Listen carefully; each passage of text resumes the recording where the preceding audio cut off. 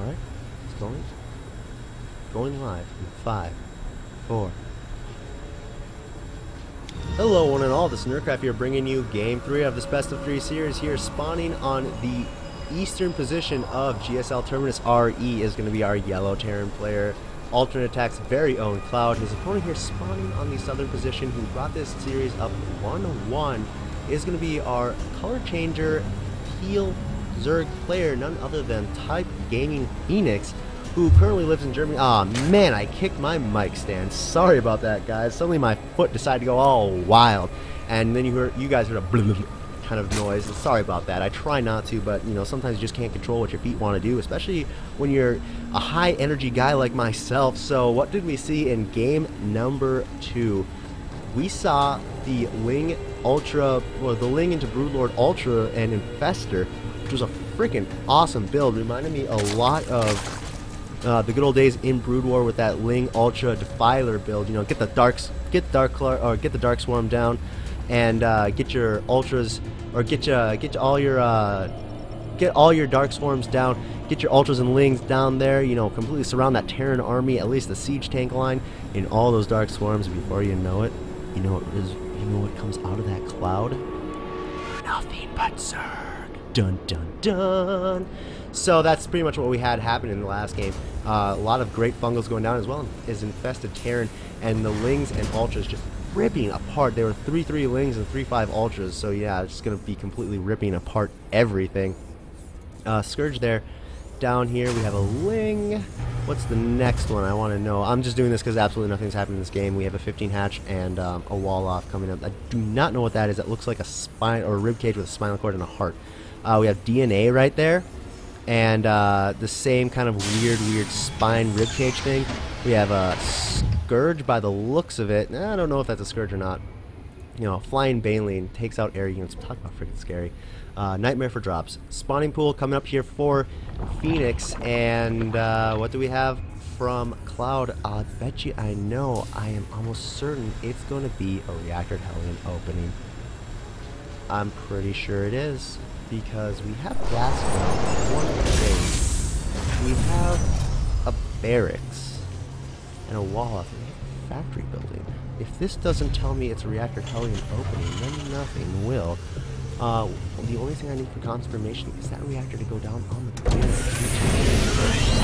It is going to go down on the planet. It's like I have telekinesis, or I can read the future. 50 gas. There it is. So yes, Reactor Hellion Barracks. Reactor Hellion build coming out here from Cloud, just standard open, and the Marines are forward, so this is going to indicate that the expansion is going to go down right about now. Oh man, talk about timing. I am good.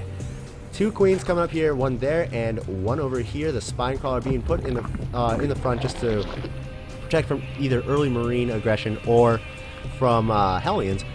And you know, Terminus, this brings me back memory lane. Let me just paint you a picture here.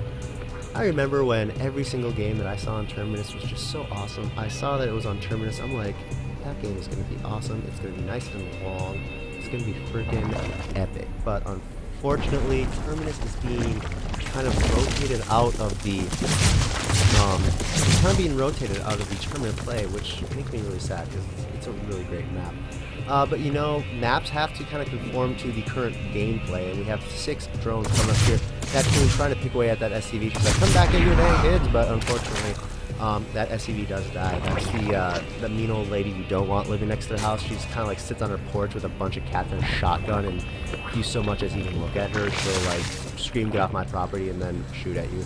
So, pretty reminiscent of the Ice Fisher build here, coming up from Phoenix, finally getting his only 2 gas at the 34 supply mark, and you know, again, that's a lot like the Ice Fisher build, where you pretty much rely on Queen Spine Crawlers and slow Lings up until the 40 supply mark, where you get all 4 of your gas. But this, we're only going to see 2, and it's roughly the 30 supply mark. Evolution Chamber here coming up for that front, just mainly because he knows about the Hellions over here. We have the Marines just going back and forth. Looks like, no, they're going to try and see if there's an Overlord coming in, which there's an Overlord just chilling out, maxing, relaxing over here. And we have Blue Flame Hellions coming up for Cloud. Ooh, man, I like this. 3 Hellions and Blue Flame coming up at the same time. Ooh, it must be my birthday because this build is freaking awesome. The Roach Warren has finished, however, so gonna be pretty easily countered there by Phoenix. I'm not gonna lie to you guys there. The third or the third and fourth gas are being taken right now. No layer attack coming up here yet. Just gonna mainly be putting on those roaches. Wouldn't be surprised to see what we saw in game 1, some sort of roach bust. We don't have a Bane's Nest up, so it's definitely not gonna be a roach Bane bust. And I just remember, actually, the last game I casted on this map, it was between Nurchio and Muslim. And Muslim did this exact same build. He got Blue Flame no, it wasn't on Terminus, it was on a different map, but yeah. Oh man, what's it called? Oh, that was on Icy Cup Test Bug, I'm pretty sure that's what it was. Yeah, it was Icy Cup Test Bug that the Muslim did that on. So I retract my earlier statement, and we have 2 Hellions coming up here. Infernal Pre-Igniter just about to finish in 5, 4, 3, 2, 1 now. And these Hellions, which are in the 9 numbers, is going to come forward here. They are going to see, wow, that's a lot of roaches. So he was kind of anticipating this, either anticipating it or he scouted it. He knew that there was a lot of Hellions coming. Of course, this could not have just been he knew there was a lot of Hellions coming, but he was just trying to get roaches to deny the Hellions and then do some sort of roach bust, which we have coming up here. This bunker is completely empty, and those roaches are slowly waddling their way past. And these Hellions are going to get into the middle line, roasty toasting a lot of wings. Oh my god, they just lined right on up for those Hellions. Of course, they would say line them up. Me, I say light them up, because that's what the Hellions actually say. Well, I don't actually say that, but those Hellions were ready and willing to go, and they said light them up, and they lit them up. They only lit up 6 drones, however, and now we have 9 drones being made. So if we actually look at the economy here, oh man, first I gotta say that those roaches are coming forward. There is a single tank out, and siege mode is not finished yet. We have all the SCVs in position, ready to repair supply depots and things that need repairing, essentially. And that tank is coming forward. Siege mode is just about to finish. It's going to be right in the nick of time. No, it has finished now. So the SCV is coming forward. The tank going in the back. Really good range. The second tank has finished now. And we see those Hellions, or those roaches, are going to have to run back in the walk of shame. Took out that reactor, so they could have gotten in, but they decided not to. A single roach being roasted right there, and that's what roaches really don't like to do. They don't like to be roasted. And we have a Blue Flame Hellion drop here coming from Cloud, going to go into the back, you think. No, right over here. This is Overlord does see it, so it's going to be able to respond really well to this. We have the Queen coming on over, another Queen, and the roaches, unfortunately, do not have glial reconstitution, so they're not going to be able to get over here nice and fast. So the Hellions are coming in. Nice use of the evolution chambers there, putting the evolution chambers down and having the Queen block them off. So the Hellions are going to come into the back here. The drones are going to be pulled right away. Going to get 2 drones right there, and possibly more. The roaches going to try and come in here. And, ooh, man, there's still 3 Hellions, and 3 Hellions is exactly what you need, even if they're not Blue Flame. And there we go, going to toast some more drones. Anyone want Zerg barbecue? Because I am hungry. And I only got 6 more drones, so not a huge amount killed. We have Ventral Sacks finishing up here for Phoenix, so it looks like we are going to have some sort of roach drop coming in. I like this because of the symmetry of this map. Going to be able to drop those roaches right over here and aim at that mineral line. The supply depot is going to catch Cloud really off guard, because Cloud is going for his 3rd, as you see with his tanks. His tanks are not going to be able to, respond in time. Pneumatized Carapace is coming up, as well as level 1 Carapace and level 2 missile attack. So Phoenix just trying to make sure that his roaches will withstand siege tank fire for quite a while if he does do this drop. And he is establishing the 3rd over here, which is very interesting, because you usually don't see Zerg players establish a 3rd over here. It's just so wide open and susceptible to harass and quick snipes. But because Phoenix has a total of 21 roaches, he's feeling, okay, yeah, go ahead, try attack. I dare you to attack me. Actually, do it. Come on, come at me, bro. 11 more roaches are done now. We have a single Viking coming up. I like that, just because he's going to be going around trying to snipe overlords, trying to make sure that. Hey, look, there's a medevac in there. Hey, look at that. Well, it doesn't have any paint marks, so it could just be a dropship. And we have a single Thor coming up here, so by the looks of it, Cloud is anticipating Mutalisks to come, but we haven't seen a single Muta be made from Phoenix this entire series. And Cloud is actually going a pretty heavy mech style. I really like this a lot. And we have, oh man, that is a lot of Overlords containing roaches here coming in, and they are going to drop their payload. Their payload is death itself. Here with the Queen, they'll be able to put down a creep tumor as soon as those Overlords start dropping creeps everywhere.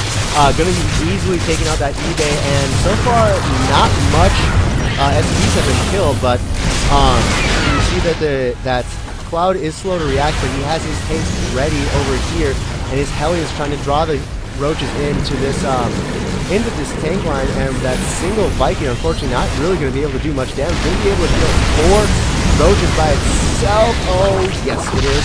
And going to be dropping all these roaches on top of the siege tank line itself. That is not going to be good at all. At least Cloud is not supply block anymore, because it is now 84 to 133. There's the GG's from Cloud, and Phoenix takes this series 2-1 in a very cool fashion, might I add.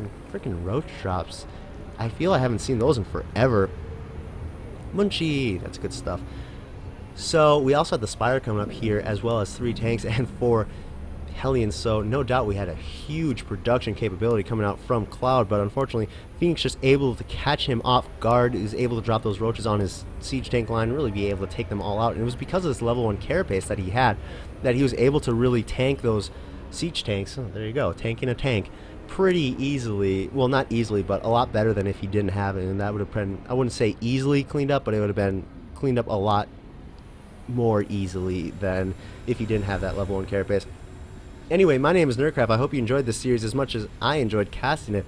If you like these games, if you like my casting, please support me by subscribing to my channel. You get freaking awesome StarCraft 2 content. I also stream as well, but that's not as freaking awesome because it's me laddering and getting angry, essentially. I also have a Twitter account that is @nerd_craft. You can follow me there. That's completely your choice, though. I don't really care if you follow me or don't follow. Well, I do care if you follow me or don't follow me. But, you know, it's not like, to me, it's more important if you guys subscribe to my YouTube channel. You can follow me as kind of a side thing. And what would happen if, oh, hey, look at that. Cloud got the limited edition. You can tell because the Thors look like Gundams. So, if you do follow me on Twitter, you get a lot of updates as to what I'm casting, when the games get up, when I go live on my stream, when I... a lot of stuff, pretty much. A lot of news, all pretty much pertaining to StarCraft 2, and my channel, of course, completely dedicated to StarCraft 2 casting. So if you guys like to watch some StarCraft 2 replays with pretty good, I like to think I got good casting with some pretty awesome casting and awesome games, please subscribe to my channel. Again, my name is Nerdcraft, and that's it. I am out.